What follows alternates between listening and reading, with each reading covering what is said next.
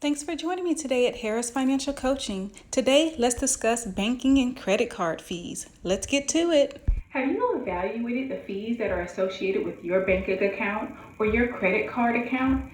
Some companies charge fees for you using their products. There are some basic checking accounts that charge you a minimum fee of $5.99 for you not having a direct deposit set up or for you not carrying the minimum balance. You should do your research as a consumer and find the best banking product that fits your financial goals so that you can save money while building your wealth at the same time.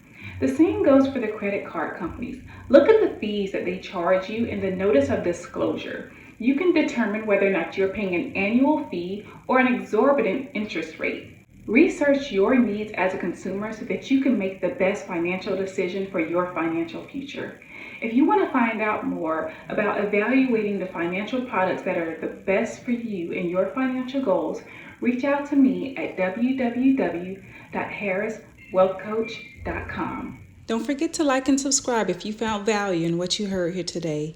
And until next time, thank you for joining me.